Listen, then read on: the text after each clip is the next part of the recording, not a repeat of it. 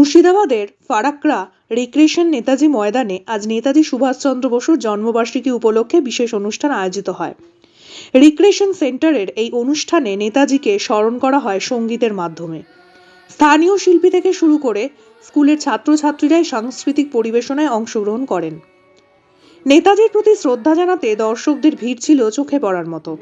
অনুষ্ঠানে বিশেষ অতিথি হিসেবে উপস্থিত ছিলেন সাংসদ খলিলুর রহমান, মন্ত্রী আকরুজ্জামান, তৃণমূল কংগ্রেসের রাজ্য সহসভাপতি মইনুল হক এবং সম্মানীয় অক্ষয় কুমার সহ অন্যান্য বিশিষ্ট ব্যক্তিরা।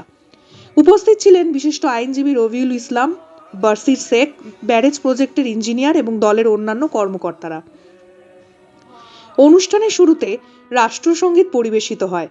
এরপর নেতাজিকে মাল্যদান করেন ব্যারেজ প্রজেক্টের ইঞ্জিনিয়ার, সাংসদ খলিলুর রহমান এবং তৃণমূল কংগ্রেসের রাজ্য সহসভাপতি মইনুল হক সহ অন্যান্য বিশিষ্ট অতিথিরা।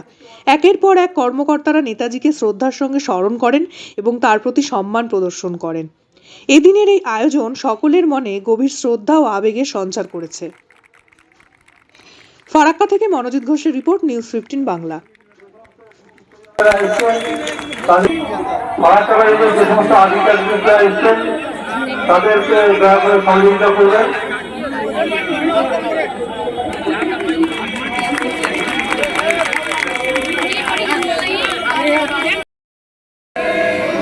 বললে নেতাজি সবাই আমরা ভুলে নিয়ে ভুলবো না। ভাই যারা উপস্থিত হয়েছেন তারা আমার সঙ্গে গলা মেলায় মুখরিত করে উঠুন।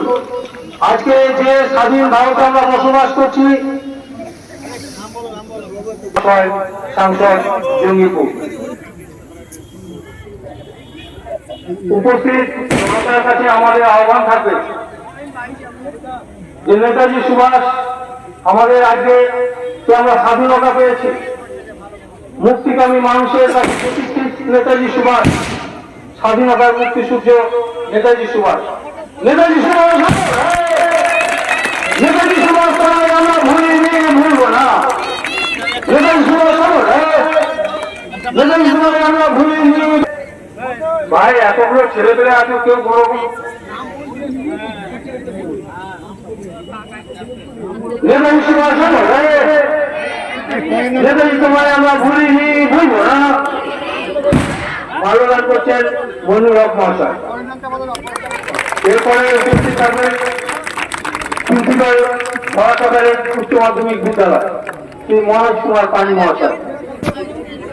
আমি সব জানি, আপনি যে